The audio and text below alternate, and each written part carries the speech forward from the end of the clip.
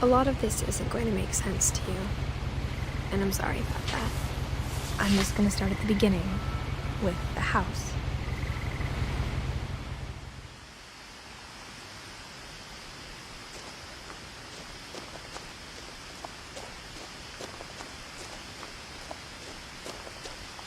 I lived here until I was 11, but I wasn't allowed inside half the rooms.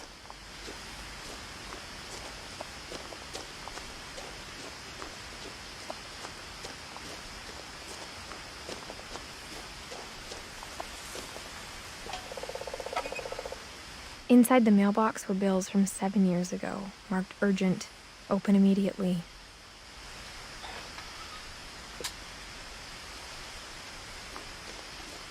I hadn't been back since my brother Lewis's funeral.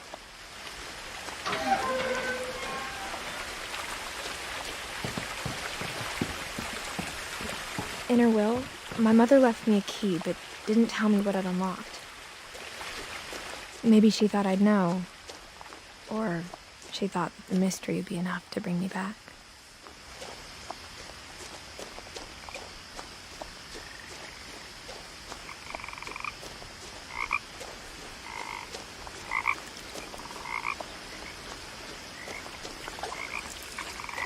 The truth is, even after I inherited the house, I never thought I'd come back to it. But now I had questions about my family that only the house knew the answers to. The woods around the house have always been uncomfortably silent, as if they're about to say something but never do.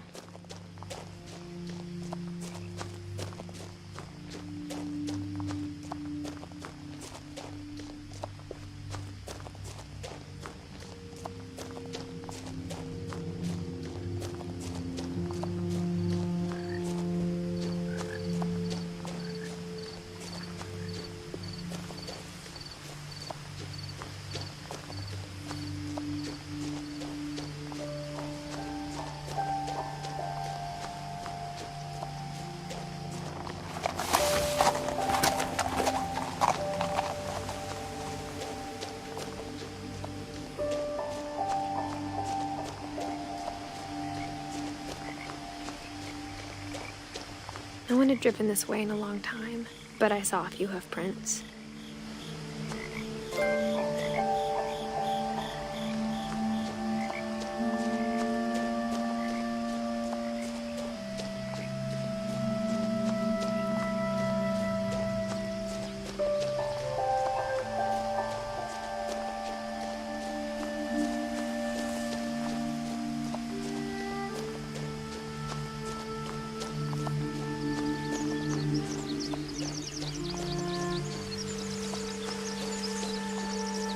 The house was exactly like I remembered it, the way I'd been dreaming about it.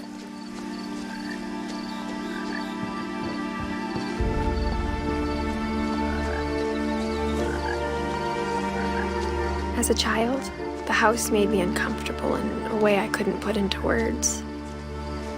Now, as a 17-year-old, I knew exactly what those words were. I was afraid of the house.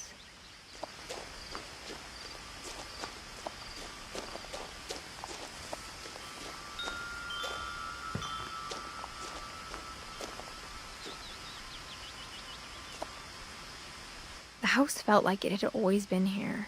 Even the swing set was older than my mother.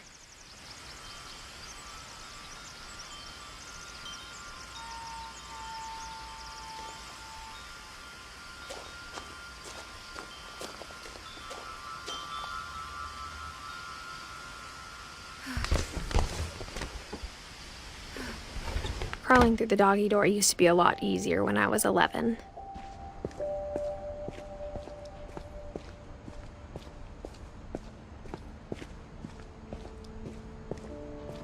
For the first time in years, I felt like I was home.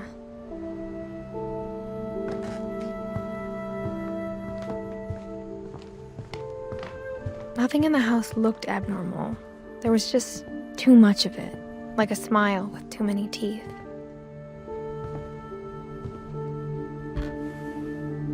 Edie told me once that every Finch who ever lived is buried somewhere in the library.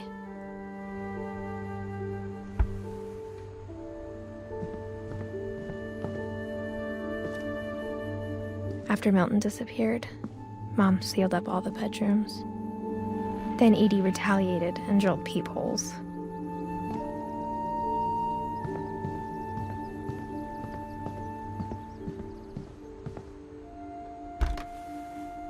Barbara was a child star for 2 years, until America grew out of it.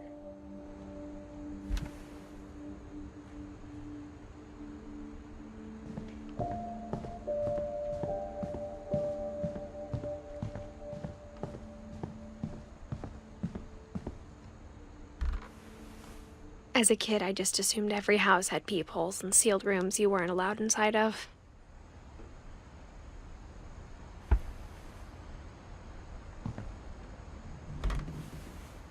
My Grandpa Sam spent 7 years sharing a room with his dead brother, Calvin.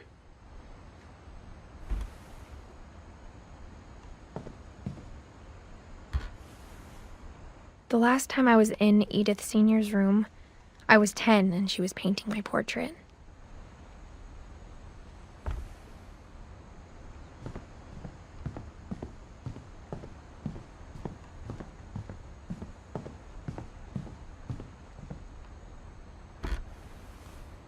Molly always seemed like a girl I could imagine being friends with, if she hadn't died in 1947.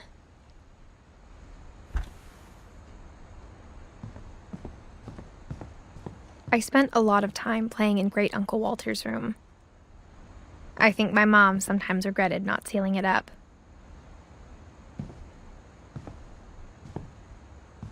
Lewis told me there were secret passages, but I never believed him.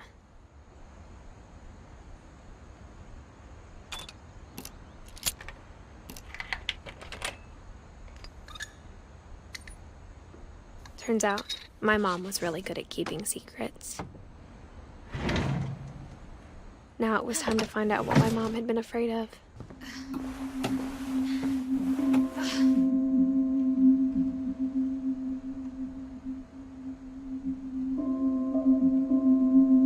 Reading this, maybe it sounds like I had a plan, but I had no idea what was behind that door.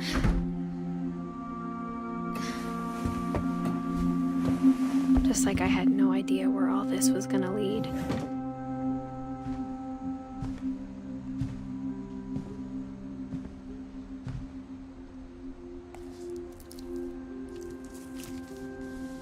December 13th, 1947. Dear Diary, I'll be gone soon, but I wanted to tell somebody about what's gonna happen. It started when Mom sent me to bed without dinner. I woke up and I was starving, so I looked around for something to eat. The gerbil food was dry, but I didn't mind it.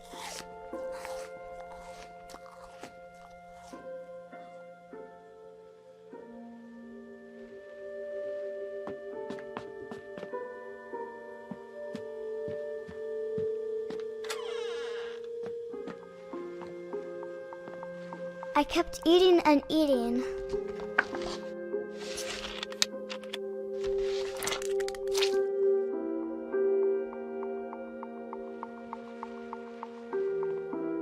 I ate a lot of things that night.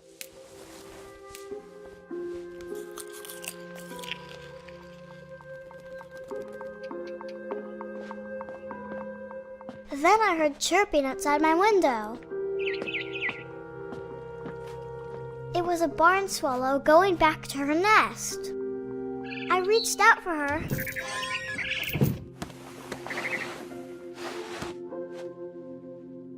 And suddenly,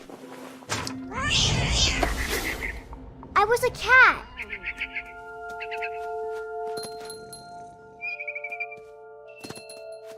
I tried to be quiet, but the bird was really scared.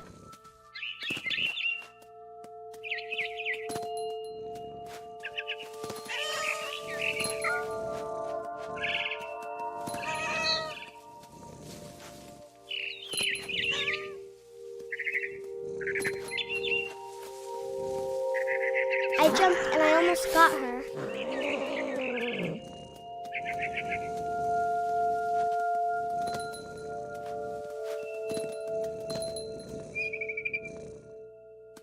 I could tell she was getting really tired. Now I was up in the big tree.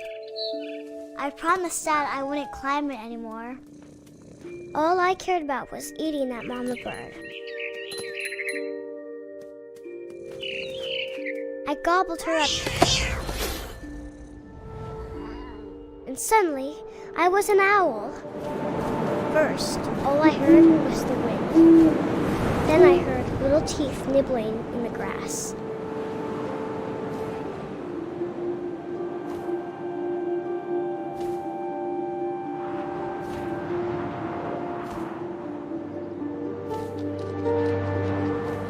Rabbits.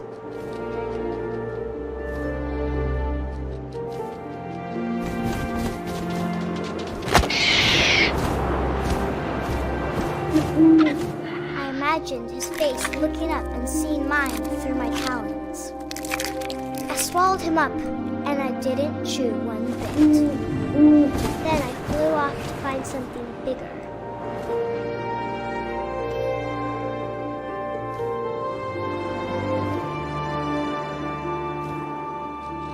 A mama rabbit.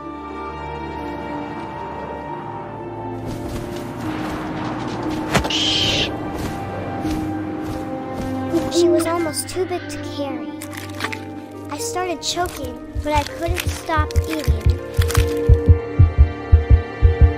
And suddenly, I was a shark.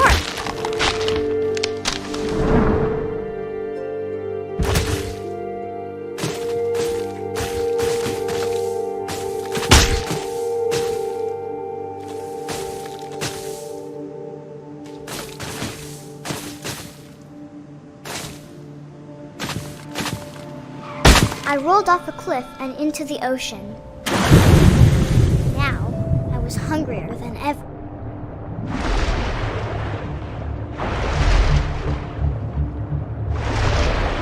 I wanted fat, juicy seals.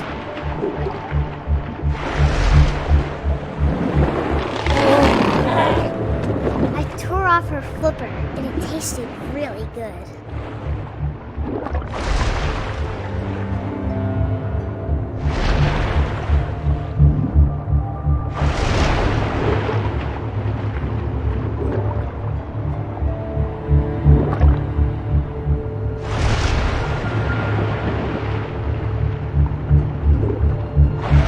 Grabbed on tight.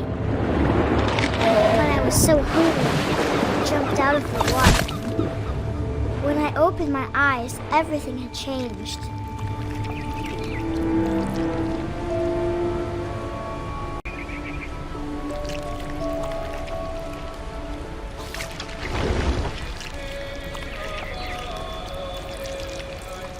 Now I was a monster, and I smelled people everywhere.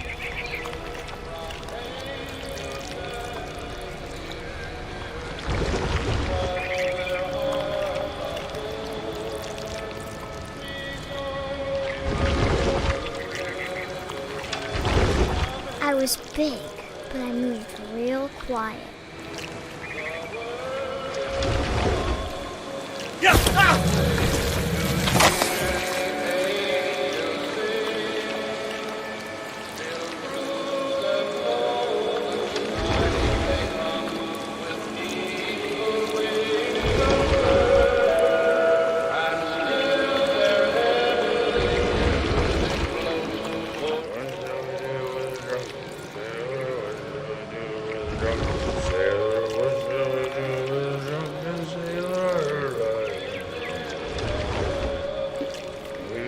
Belly with a rusty razor, his belly with a rusty, his belly with a rusty razor.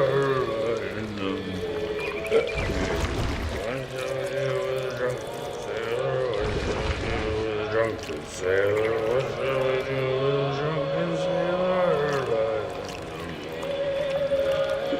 Put him in the captain's daughter, put him in bed with the captain's daughter, put him in bed with the captain's daughter. What shall we do with a drunken sailor? What shall we do with a drunken sailor? What shall we do with a drunken sailor? Stuck with a longboat till he's sober, stuck with a longboat till he's sober, stuck with a longboat till he's sober. What shall we do with a drunken sailor? What shall we do with a drunken sailor? What shall we do with a drunken sailor? Put him in the scuppers with a hose pipe on him. Put him in the scuppers with a hose pipe on him. Put him in the scuppers with a hose pipe on him. What shall we do with a drunken sailor? What shall we do with a drunken sailor? What shall we do with a drunken sailor? He-ho, she rises, he-ho, she rises, he-ho, she rises, like a number.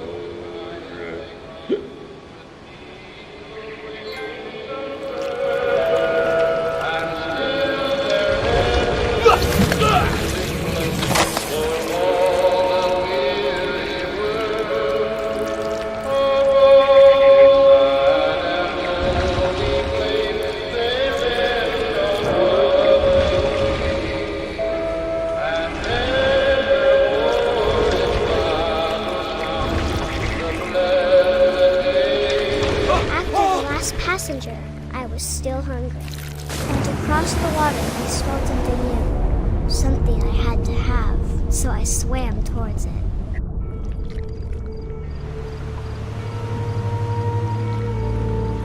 I slithered onto the sand, and the good smell went into an old pipe.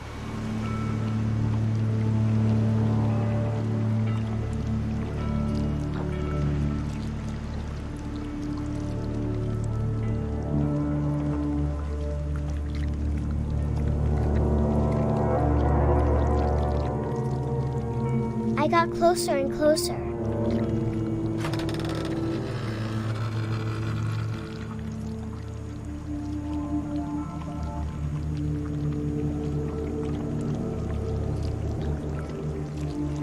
All of my stomach started growling. And suddenly, I was me again.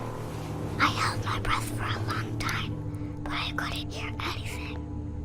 I think it's waiting for me to fall asleep. But it's not going to wait much longer. It needs to feed, and we both know I will be delicious.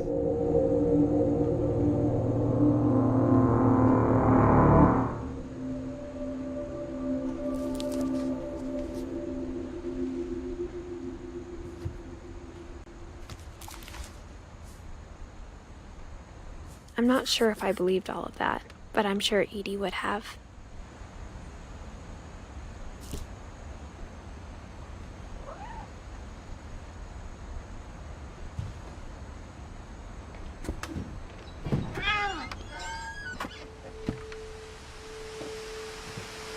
This will be obvious later, but my mom never told me any of these stories. Edie would have, but Mom didn't like bringing up the past. Though, when we adopted a stray kitten, she was the one who named it Molly. I spent a lot of time in Great-Grandma Edie's room. Her room was like a museum. For 500 years, the Finches have been famous throughout Norway for their fortune and misfortune.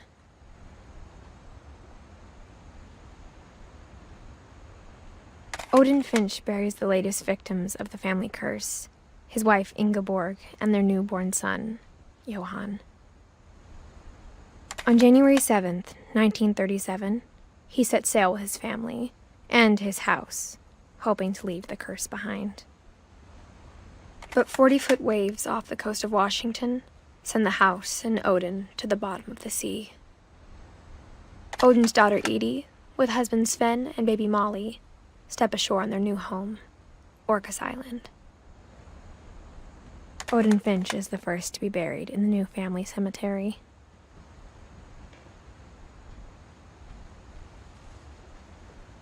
His daughter Edie is already dreaming of a new Finch house.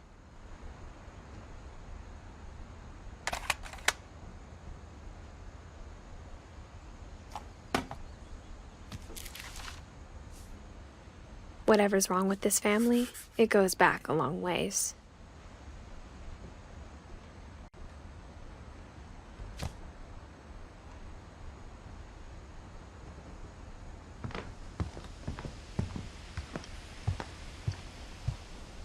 Even in her 90s, sometimes Edie seemed a lot younger than my mother. The only trace Grandpa Sam's first wife Kay left on the house was the pink bathroom.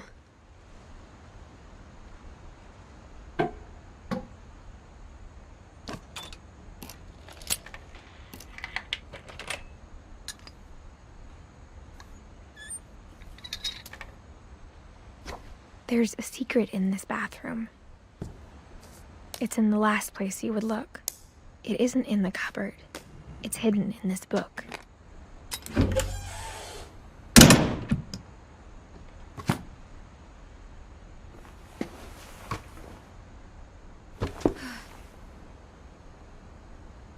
Sven gave Sam an old camera he'd refurbished. He never put it down.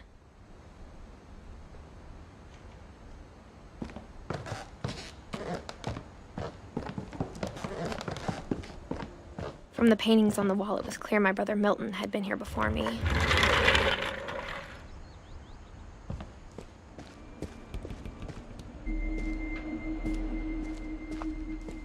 I knew Grandpa Sam had a twin, and that he never talked about him. I guess my grandpa didn't like history any more than my mom did.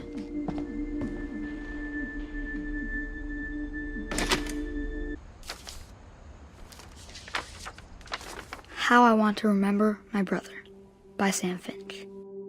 The thing I remember is that when he made up his mind, that was it. My brother said he'd die before he ate another mushroom, and he did.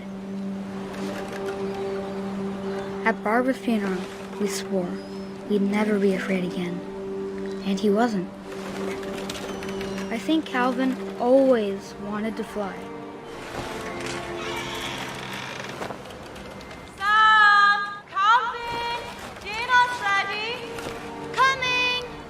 But that day, he finally made up his mind to do it. I told him going around was impossible. Maybe if I hadn't said that.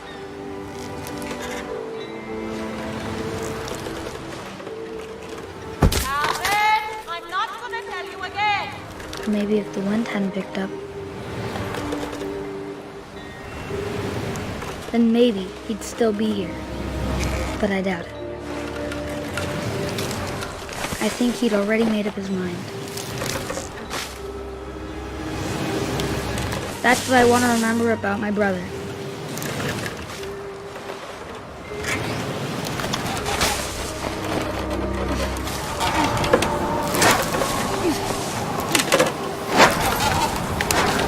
The day he made up his mind to fly. And he did.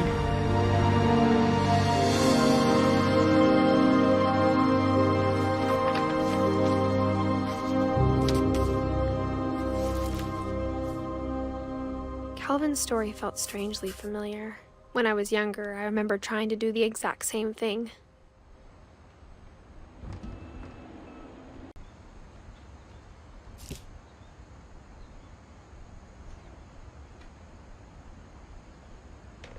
After the funeral, Edie roped off Calvin's half of the room.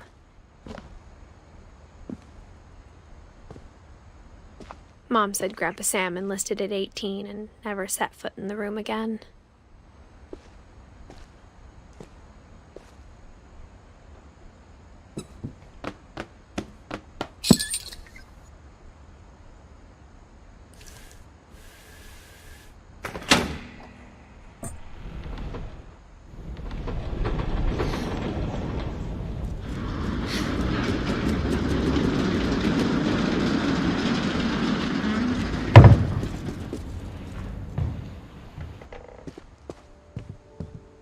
passages were a pretty tight fit.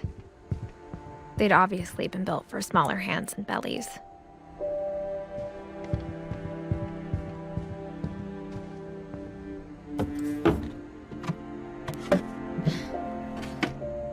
Growing up, I always thought of Barbara as a child star.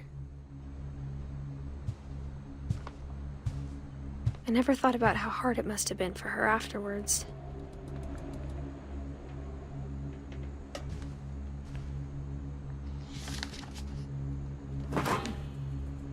Of all the stories people wrote about Barbara's death, I'm surprised Edie saved this one.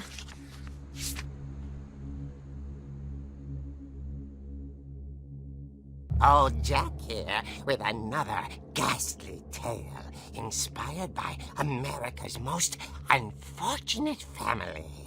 I'm calling it The Surprise Ending of Barbara Finch. As a child star, Barbara was famous for her scream. Now at 16, she was all washed up. A has-been. But in a lucky break, she'd been asked to perform her signature scream at a local convention for monster movie fans. It was just the boost her career needed. Unfortunately, her scream hadn't aged well. Getting better. I think you just need the right motivation. Her biggest fan and current boyfriend, Rick, was about to demonstrate when... Now that was a great scream. It was Barbara's father, Sven. He'd slipped into a table saw and had to be rushed to the emergency room. So Barbara got stuck babysitting her youngest brother, Walter. Her convention comeback was cancelled. Okay, I'm hearing frustration, but I'm not hearing terror. What if I tried... A gang of hoodlums in Halloween masks have been terrorizing Orcas Island tonight. Police are urging residents to... That came from the basement. You're right! Also, I loved your delivery on that. Why is your basement door locked? Because my dad likes making puzzles and secret passages. There's a key hidden in the music box. The secret is to keep winding and winding until finally the key pops out. Thanks, babe. I'll be back in a sec. 20 minutes later, Rick hadn't returned. So Barbara went to look for him, right on cue. She reached for the music box. And as she wound the key, she listened for Rick, but the house was silent.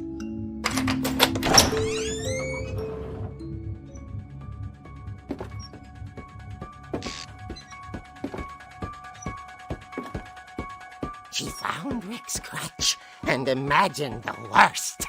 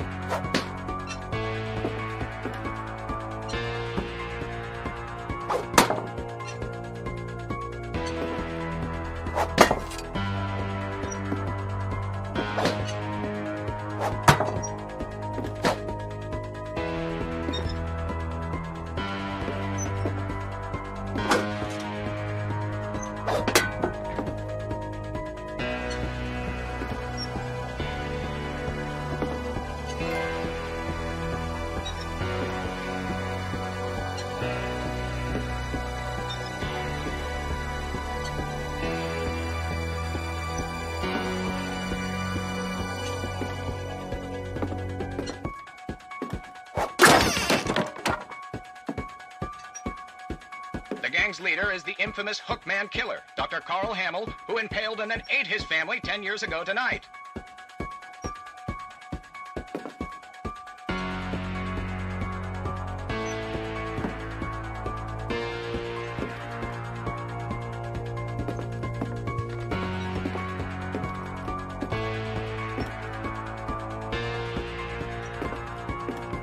The old fridge rattled and grew still. Oh dear!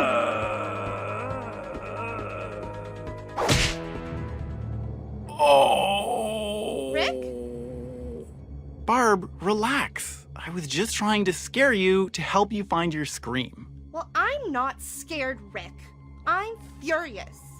Then act furious. All I'm getting from you now is that you're hurt and confused and you're... She threw him out, but she kept a little something to remember him by. Barb, have you seen my other crutch? And she was still holding it when she fell asleep watching the late picture show. Hours later... Barbara! Walter, what's going on up there? Ah! Okay, I'm coming up, but if this is a trick, you're dead, Walter.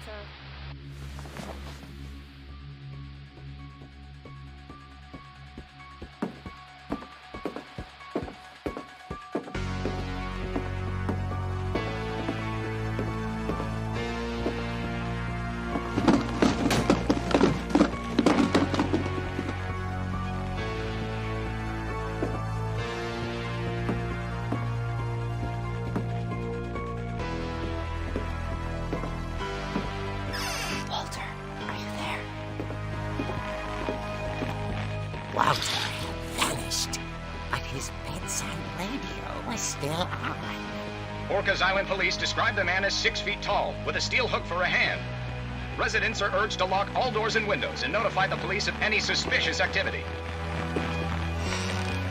Barbara turned, saw the hook man, and was speechless. He was quite smashing.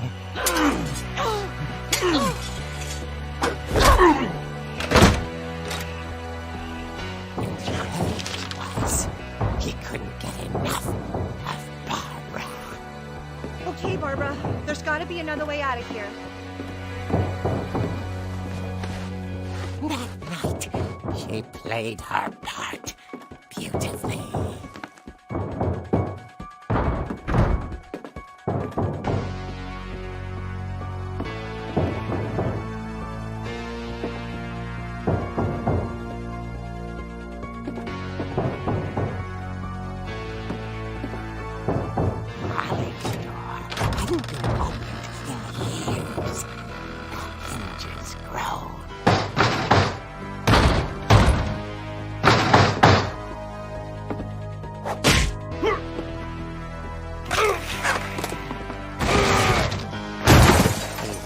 Moving, but she sensed the story might not be over yet.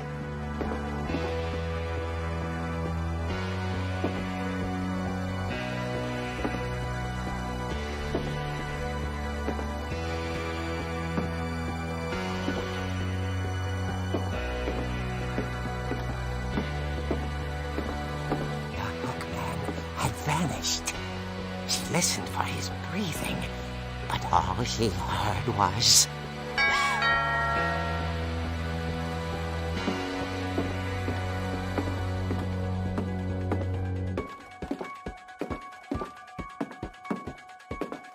At the door, she heard whispering.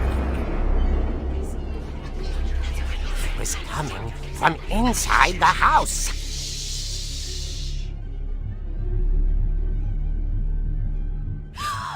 Oh dear. The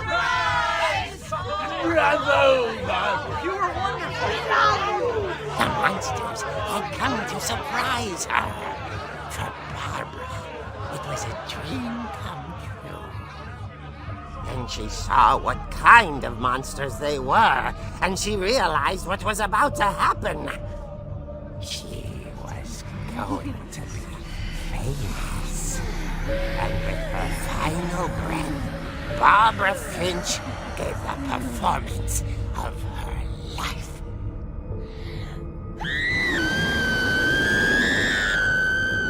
I wasn't there myself, but I hear Barbara was magnificent. Poor girl. she had a taste for stardom. But unfortunately, so did her fans. Of course, the police blamed it all on poor Rick, who disappeared the same night. And little Walter, hiding under his bed the whole time. He took it all pretty hard, but that's another story. As for Barbara, tucked inside the music box is all they ever found of her. Her ear. Now that's what I call a real eerie tale.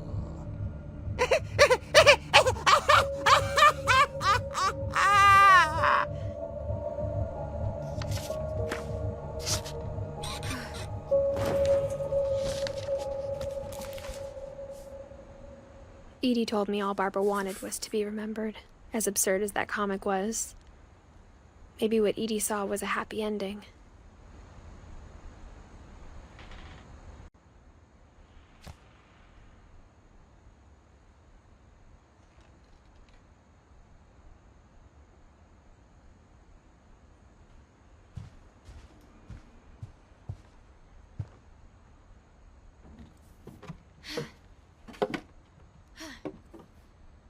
I guess now I know why Mom didn't like me playing with the music box.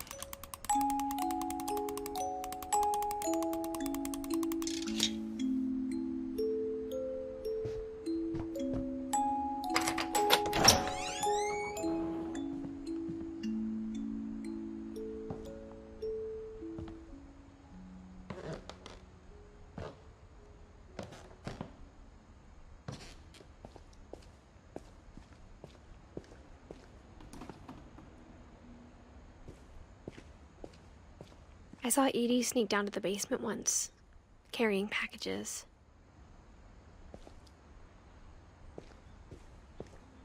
I thought maybe she was hiding presents. It turned out she was hiding a lot more than that.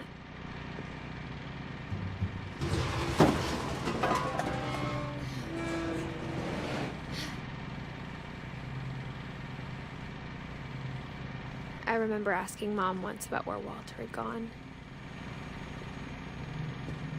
She said after Barbara died, he got as far away as he could. If there's a pattern in all these stories, I think it's that none of us has gotten very far.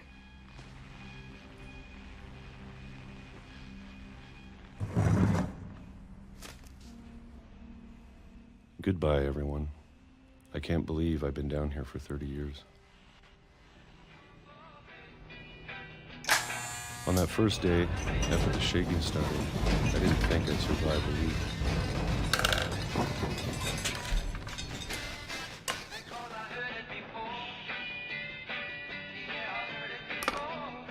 But after a few days, I settled into a routine.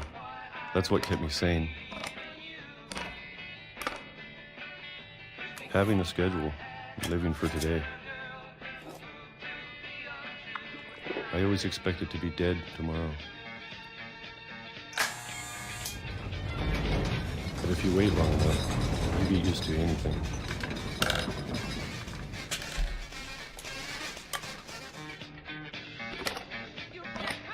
Even a monster on the other side of the door starts to feel normal. Almost friendly.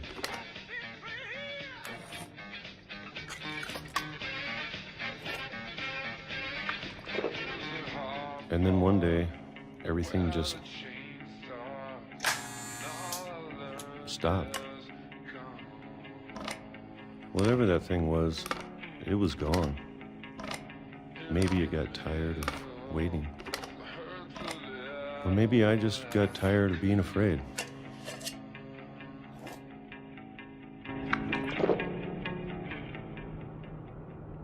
It's been a week now, the longest in 30 years. I'm done waiting.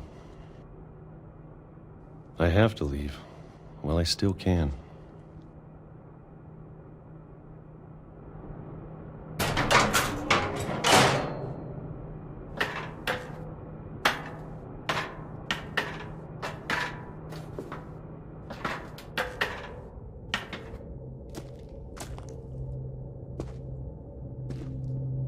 I know it's out there, somewhere. Whatever killed Barbara and Molly and Calvin. Maybe this is all a mistake. But I need to stop living the same day, even if it kills me.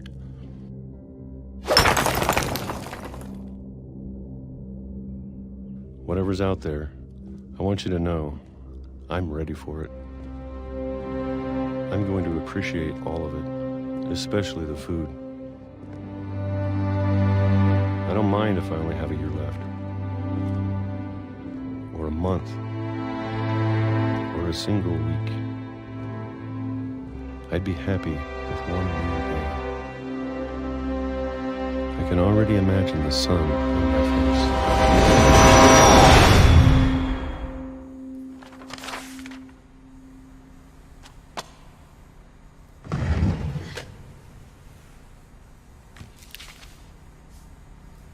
Walter died when I was 6. I can't believe my mom never told me he was down here.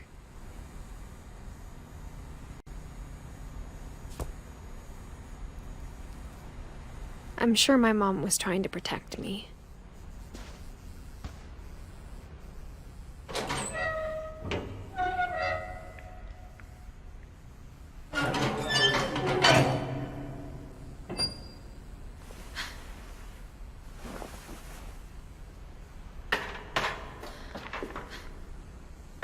Maybe she was afraid I'd end up like Walter.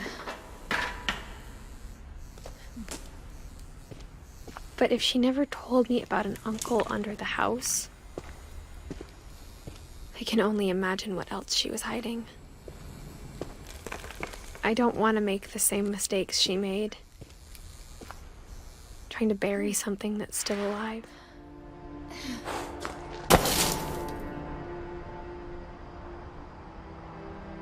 Now that there's only one of us left, or maybe 2, I thought it was time I heard the stories for myself and found out what happened to everyone else. But now I'm worried the stories themselves might be the problem. Maybe we believed so much in a family curse, we made it real.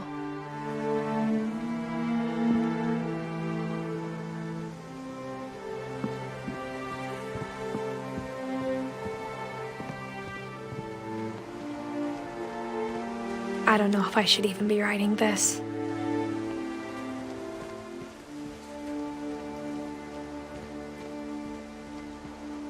Maybe it'd be better if all this just died with me.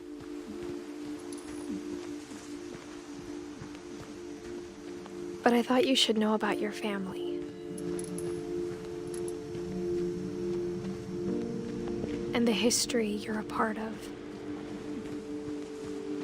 Though to be honest, I feel as lost as you probably do right now.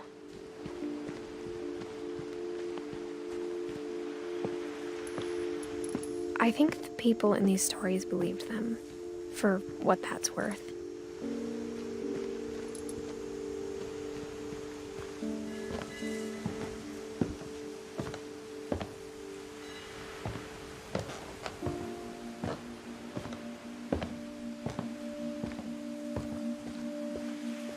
And when you look at the house, that history of imagination and stubbornness and madness, any of it seems possible.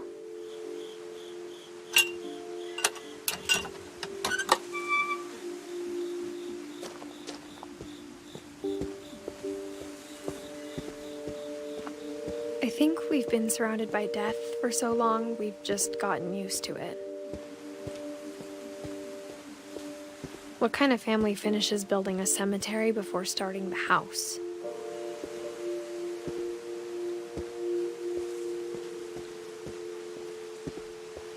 It's embarrassing for me to admit this, but the pet cemetery made me more uncomfortable than the human one. 3 of the gerbils were mine, and 2 had been my fault.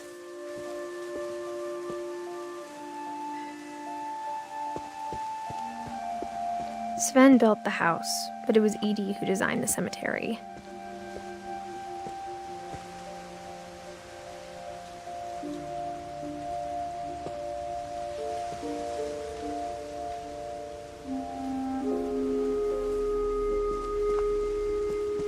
I'm sure Odin's monument had been Edie's idea. My mom was always trying to move on, but for Edie, the past never went away.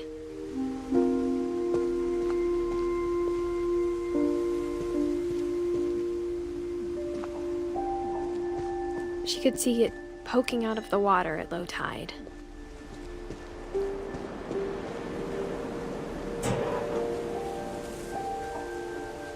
Edie said she dreamed about the old house every night.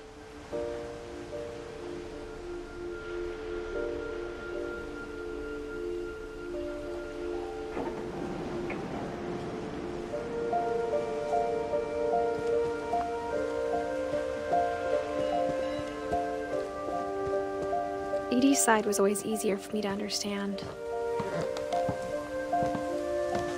But the older I get, the more I can see where my mom was coming from.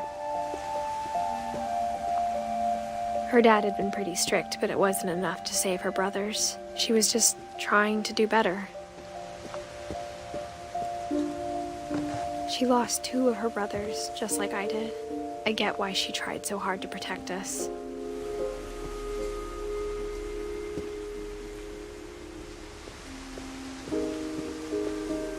There's so many things I wish I could ask my mom now. Part of me thinks this is what she wanted all along. For me to come back someday and find everything out for myself.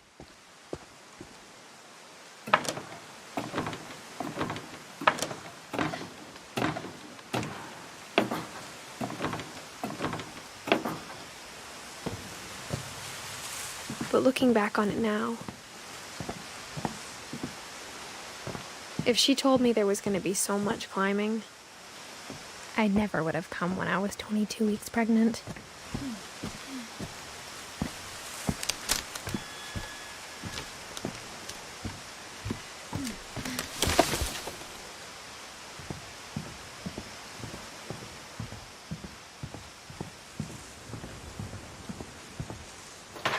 I never met Grandpa Sam, but I think he and my mom had a lot in common.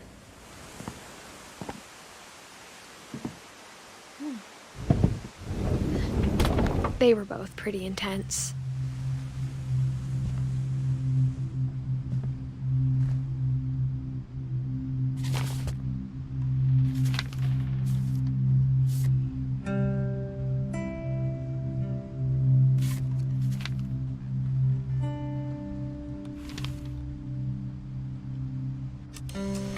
Dawn, I promise, you'll never forget this weekend. Yes, sir. These memories are gonna last a lifetime. Am I gonna have to shoot anything? It's a hunting trip, Dawn. Shooting is strongly encouraged. Perfect. It's gonna rain the whole weekend, isn't it?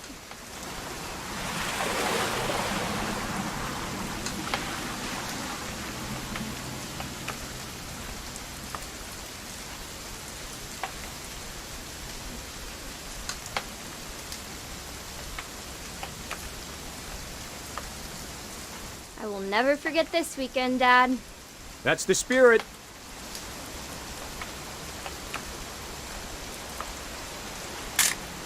Okay, got it.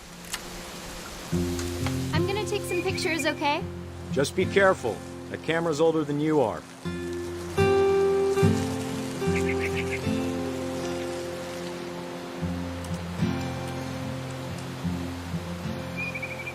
You're right, Dad. It's starting to clear up. Still freezing, though.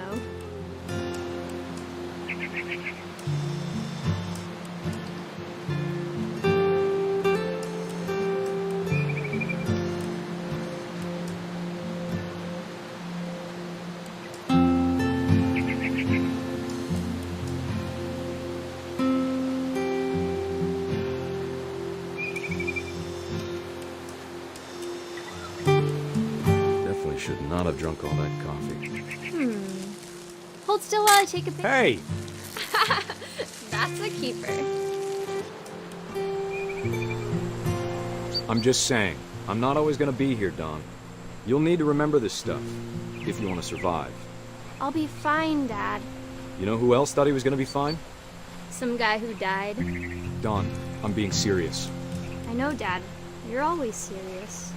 Doesn't being out here make you want to chill out? Dad! Good eyes, Dawn.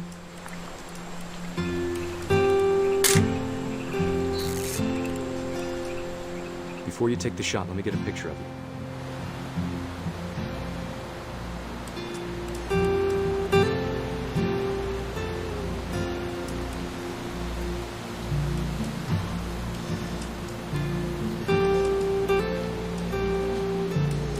Dad, I... Just breathe. Let me get behind you. Do I have to do this? Dawn, you don't have to do anything. But if you want to survive, you'll need to be strong. Great shot, Dawn!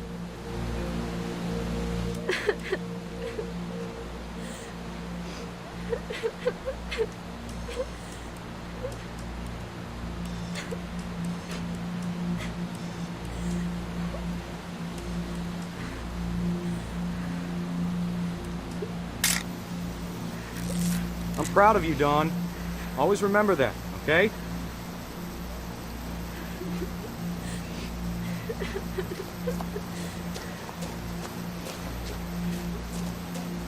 Sorry, Dawn, just gotta reset the timer.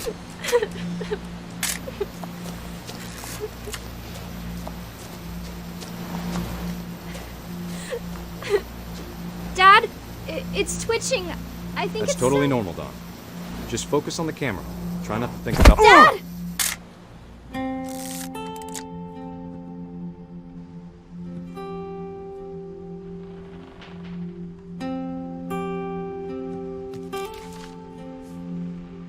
Of all these stories, that's the one I wish most that my mom had told me.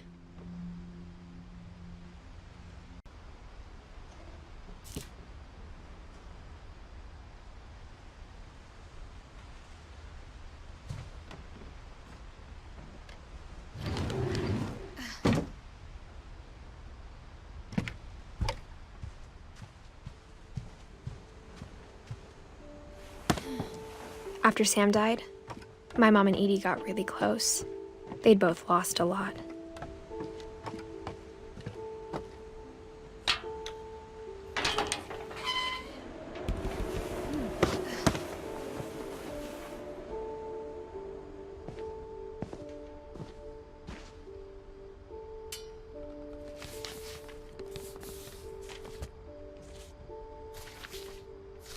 Dear Kay, do you remember the way Gregory used to laugh when he thought he was alone? Like something funny was happening, but only he could see it. I think he saw things the rest of us don't.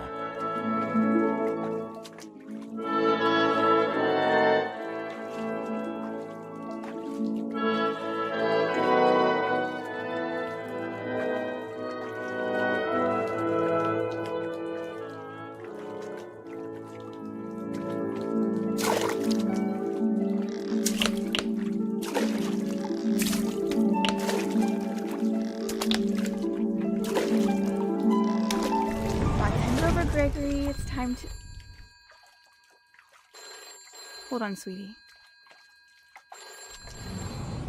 Hello? Sam, I told you I don't want to talk right now. I wonder what he saw.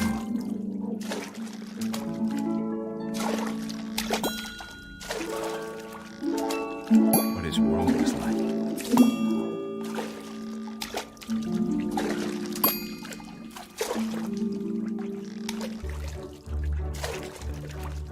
He reminded me so much of Calvin.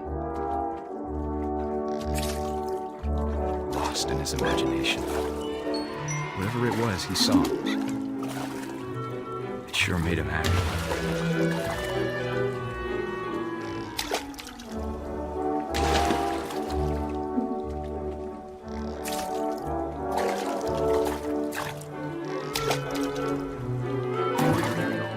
I know how silly it sounds.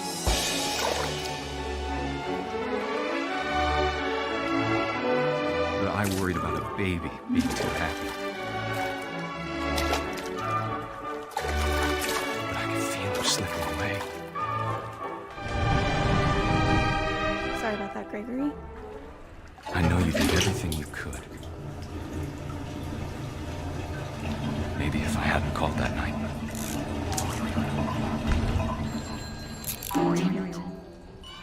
I wish he could have told us about the world he saw.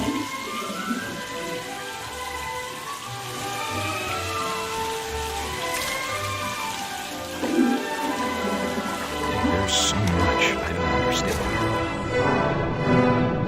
about Gregory, about everything.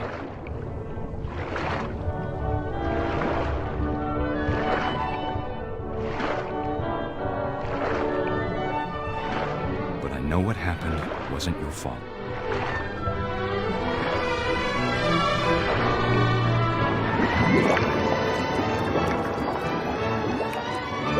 I'm sure he's happy. And he'd want you to be happy too. Good luck, Kay. Love, Sam.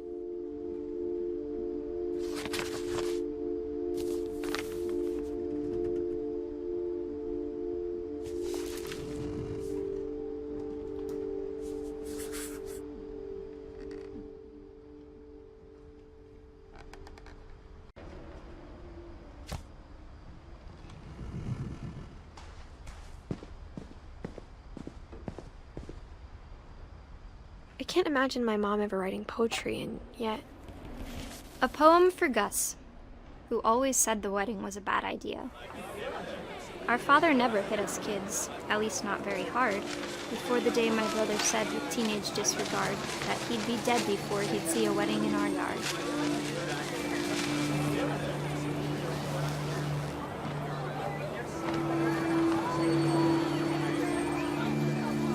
My father made him come, of course, but Gus stood far apart, just flew his kite and bottled up the storm inside his heart.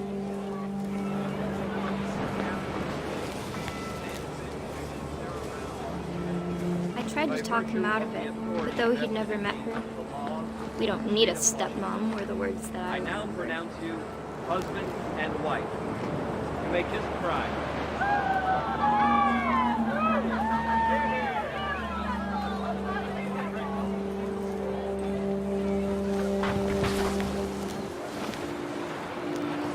When the time for photos came, Dad ordered him to come here.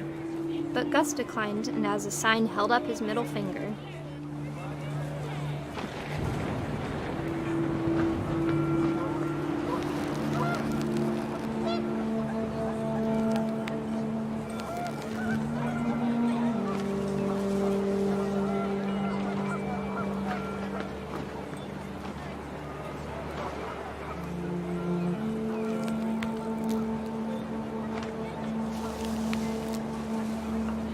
The wind picked up, and panicked geese appeared and quickly went. But all the humans did that day was go inside the tent.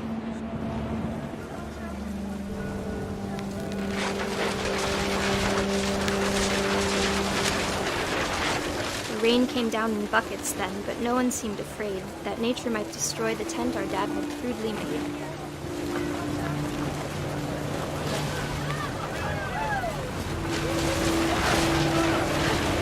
Thunder sounded much too close and full of angry power. But all my father said to this was, "Make the music louder."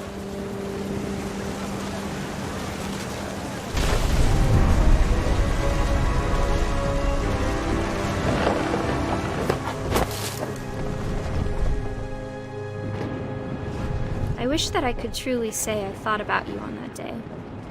Out there on the beach alone, just you, the wind, the sea, and foam. But I didn't, until we found you.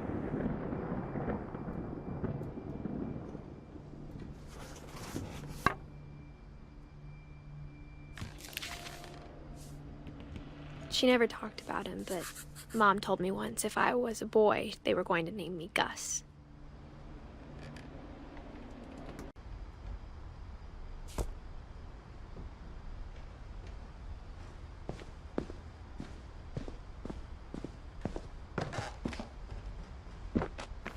My mom moved up to the loft after her brothers died. At the time, it was as far away as she could get.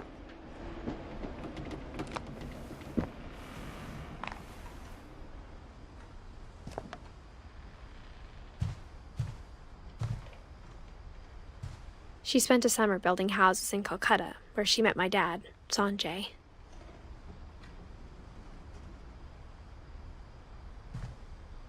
Religion was another thing my mom never talked about, but I think it helped her a lot after her dad died.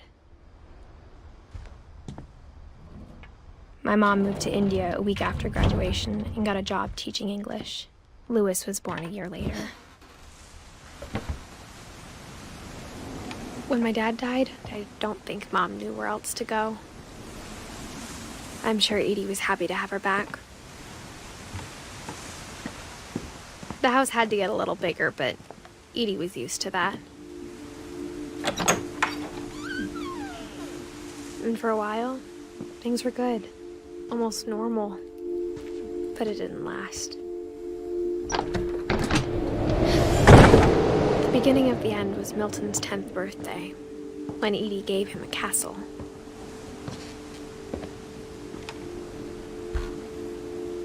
After Milton disappeared, the only thing he left behind was a room full of paintings.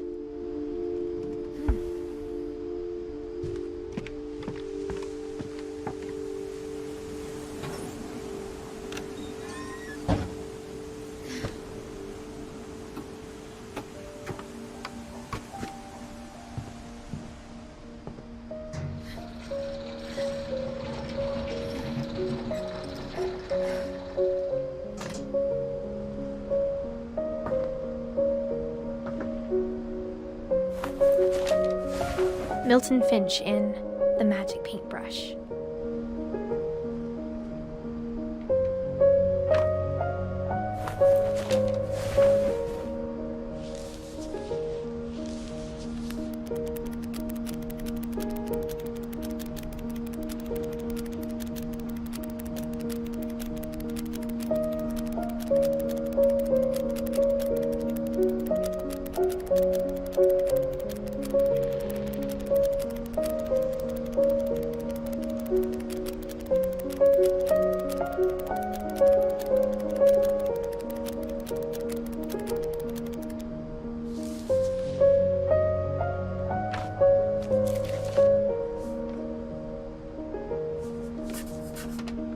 I was 4 when Milton disappeared.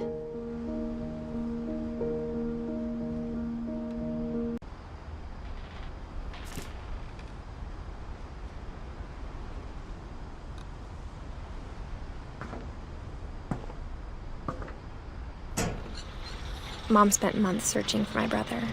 Then she sealed the doors.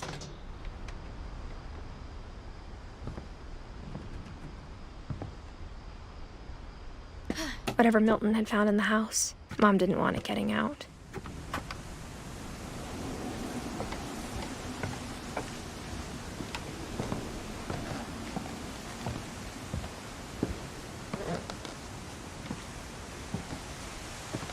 Mom definitely blamed Edie, but I think Louis blamed himself.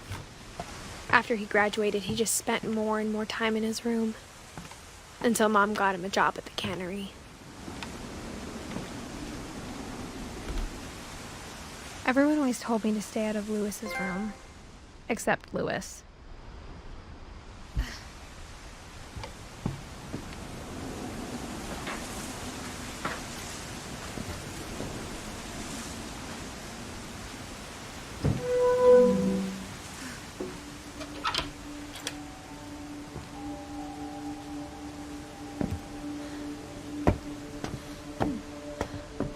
Lewis's room smelled very, very familiar.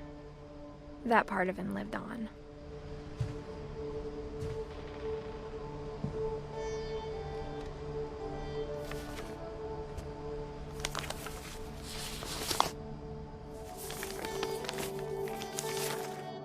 Dear Mrs. Finch, as Lewis's psychiatrist, I can understand your desire for an explanation.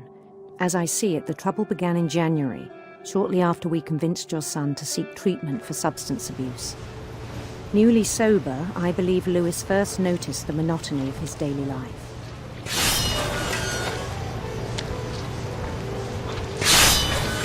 He kept working at the cannery, but he withdrew part of himself. In our sessions, I saw the same behavior. His mind began to wander. I asked him to describe it. He said he started small, imagining a labyrinth.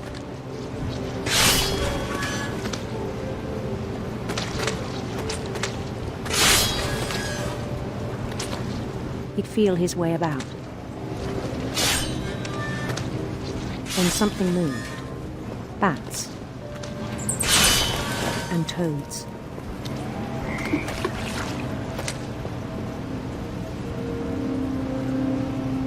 And things that had not names. He knew it was all in his head. But he took it very seriously. I had hoped he'd find himself.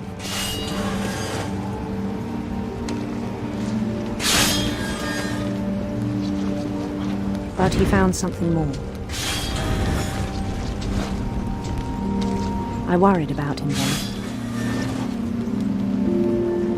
Daydreaming at the cannery. I spoke with his boss. But he said Lewis had become a model employee. Methodical, tireless, focused. Like a whole new Lewis. So I let him go on.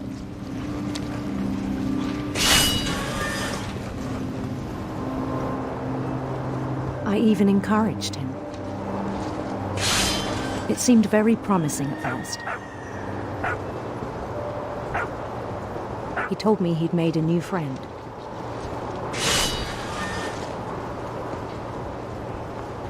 On the edge of a city he named Lewis-topia.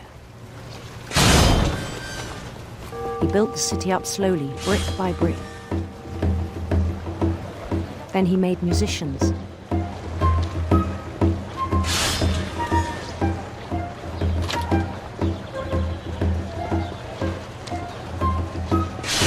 And songs for them to play. He talked about starting a band. And he was always humming something. Every day his imagination grew stronger. He no longer spoke at the cannery. But his chopping was as reliable as ever. Then one day it struck him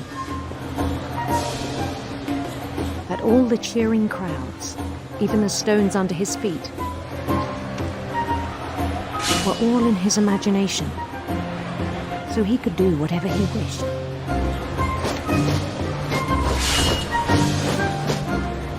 He held an election for mayor. And he won. They begged him to stay, but his mind was already wandering. It became a game for him.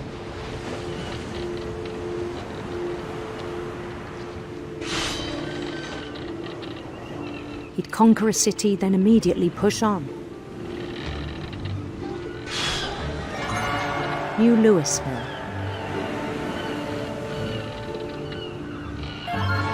St. Louis. He started drifting away from our reality.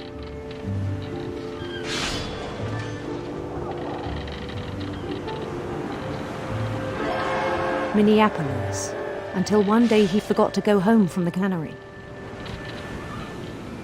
Even as his mother pleaded with him, part of Lewis kept sailing on.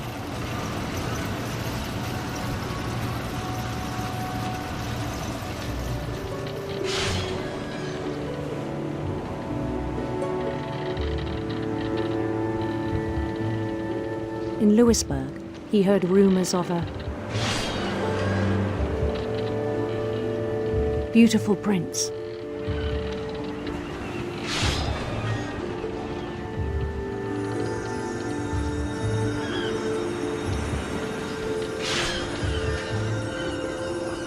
The prince was on his own quest for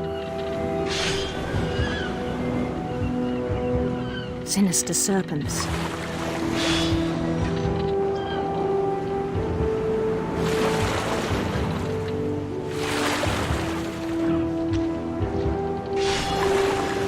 He followed the sound of his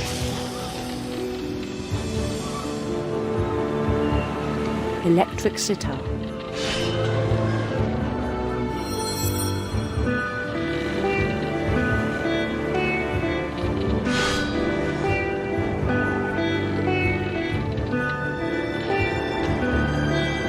His chase led him to a golden palace east of the sun and west of the moon.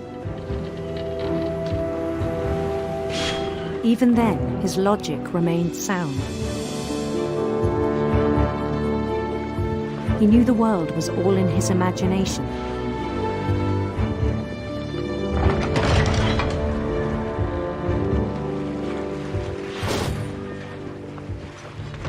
But he was so proud of having created it. In his own eyes, he'd become something greater than a king.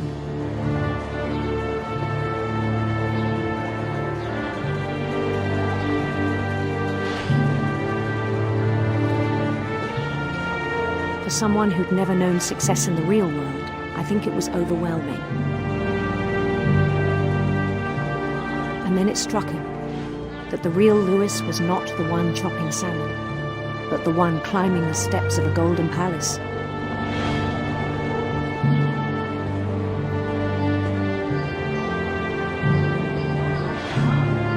My imagination is as real as my body, he told me. It was hard to argue with him.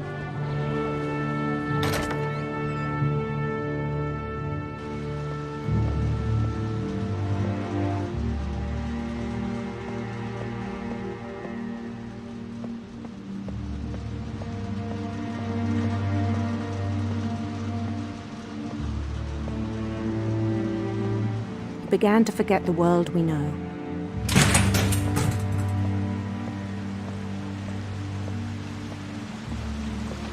I think it pained him to remember Lewis, the cannery worker.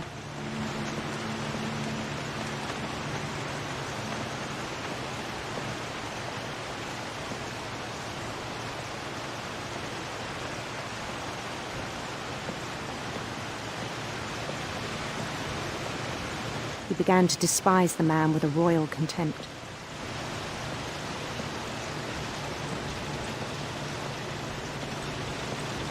I still thought I could save him.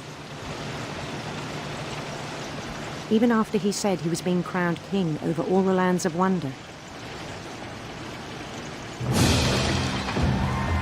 The palace would be packed with his companions.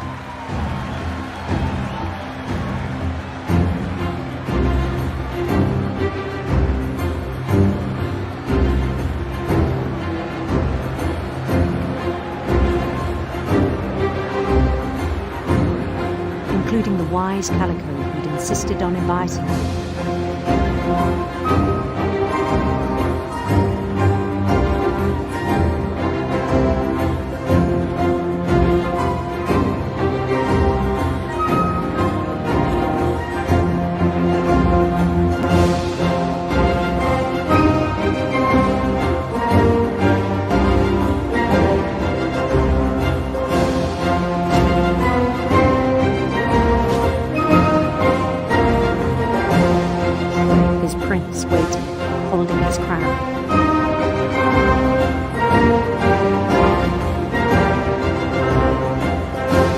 was only one thing left to do.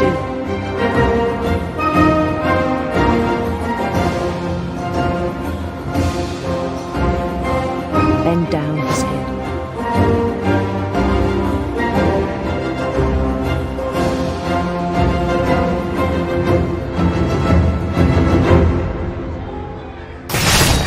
And the rest I think you know. Mrs. Finch, your son was a kind man who will be missed by all of us who knew him.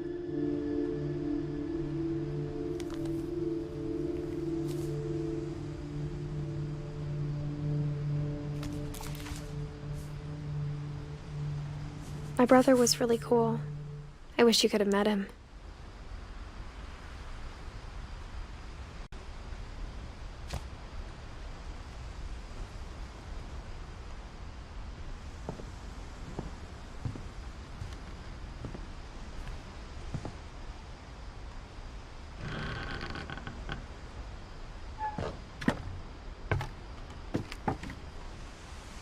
On the way back from Lewis's funeral, my mom told me to start packing.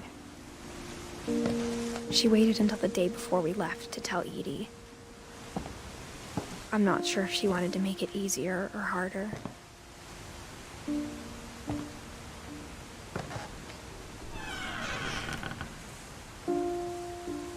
I wish we'd stayed. But I understand why we left. What happened that night had been coming for a long time. Maybe it should have come sooner.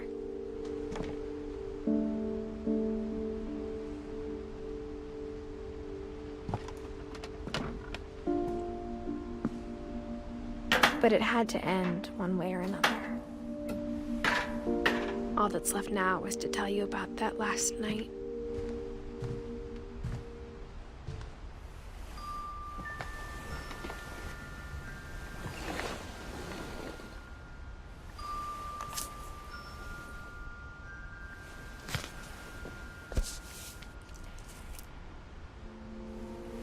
That whole last day, Edie just watched us pack and didn't say a word. Until supper, when she raised her glass and said, "To our final night together, and all our final nights apart." Grandma, you know what I said about alcohol. Some of your medications are very Edith, specific. I left a present for you in the hallway. Why don't you go open it? The grown-ups have to argue now. I'm sorry, you're right. We're all leaving tomorrow. Let's just enjoy our last... I'm not leaving. Edith, you're excused.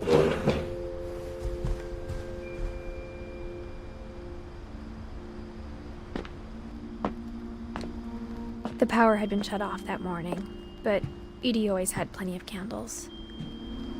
When my mom sealed the library, I don't think she knew about the other entrance.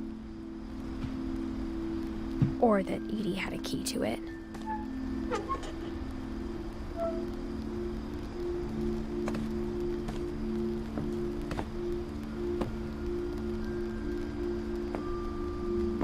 That thing you're afraid of isn't going to end when you leave the house. Edith has a right to know these stories. My children are dead because of your stories. I think it's best if Edith and I leave tonight. We'll have the nursing home send a van for you in the morning, okay?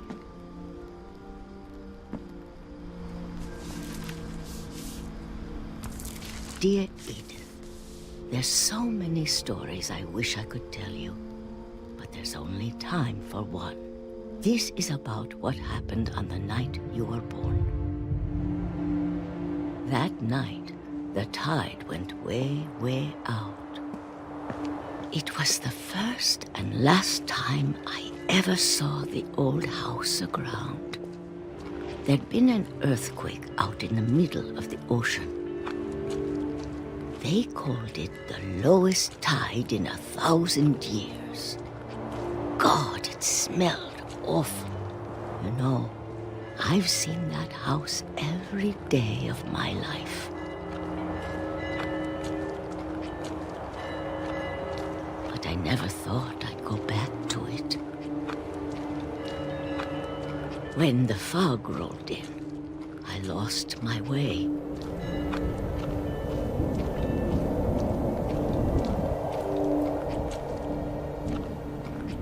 I got turned around.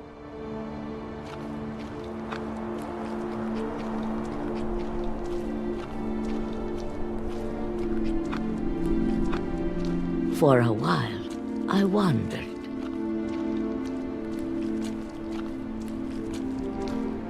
I started seeing things.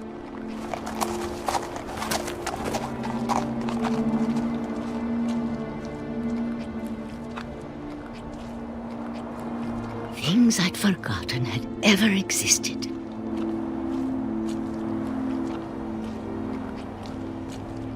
But when I saw them, they felt like old friends. That night, a lot of things came back to me. Or maybe I came back to them.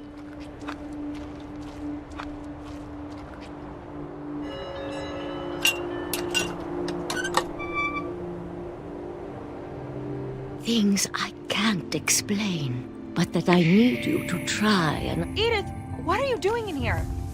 It's mine. Edith! Mom, you're gonna rip it! Let go! I kicked and screamed, but Mom dragged me to the car.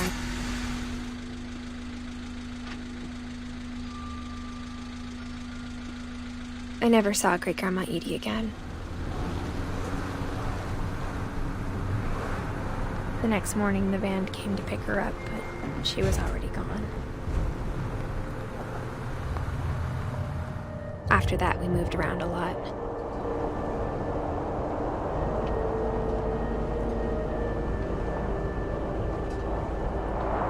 We both tried to make the best of it.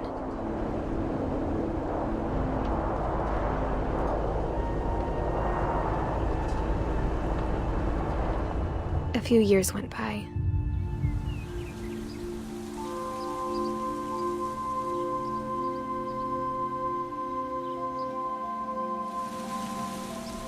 My mom didn't like to talk about it, but she started getting sick a lot. The rest happened pretty quickly.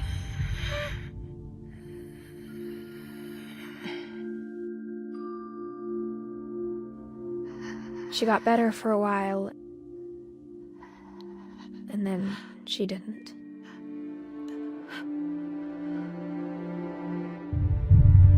And then I was alone.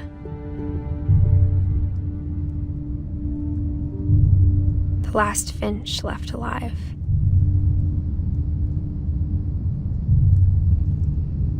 Until I found out about you. I'm still not sure what to tell you about all this. If we lived forever, maybe we'd have time to understand things. But as it is, I think the best we can do is try to open our eyes and appreciate how strange and brief all of this is.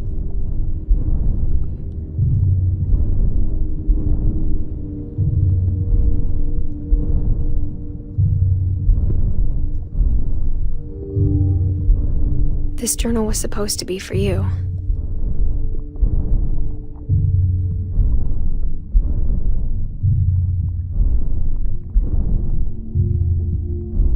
But now I hope you'll never see it. I just want to meet you and tell you all these stories myself. But I guess if you're reading this now, things didn't work out that way.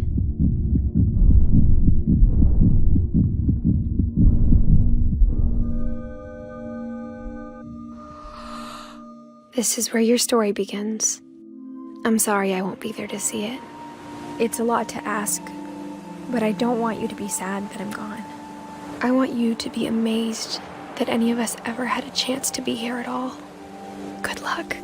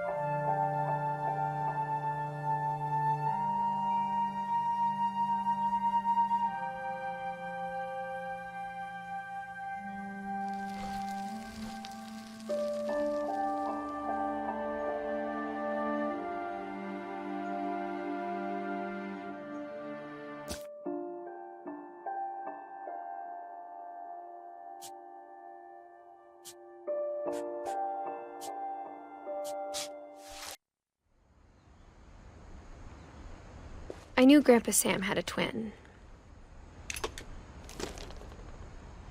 And that he never talked about him. I guess my grandpa didn't like history any more than my mom did.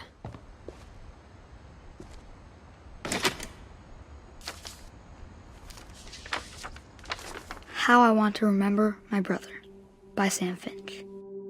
The thing I remember is that when he made up his mind, that was it. My brother said he'd die before he ate another mushroom, and he did. At Barbara's funeral, we swore we'd never be afraid again, and he wasn't. I think Calvin always wanted to fly.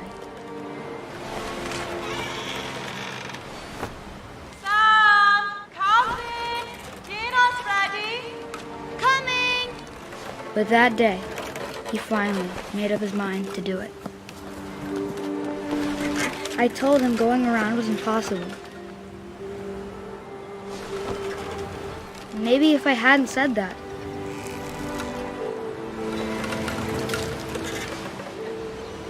Calvin, I'm not gonna tell you again. Maybe if the wind hadn't picked up. Then maybe he'd still be here. But I doubt it. I think he'd already made up his mind. That's what I want to remember about my brother.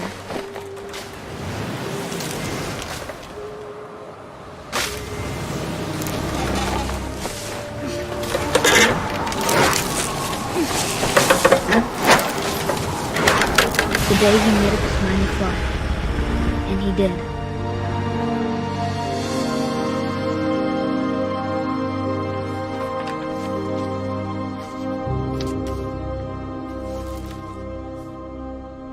Calvin's story felt strangely familiar. When I was younger, I remember trying to do the exact same thing.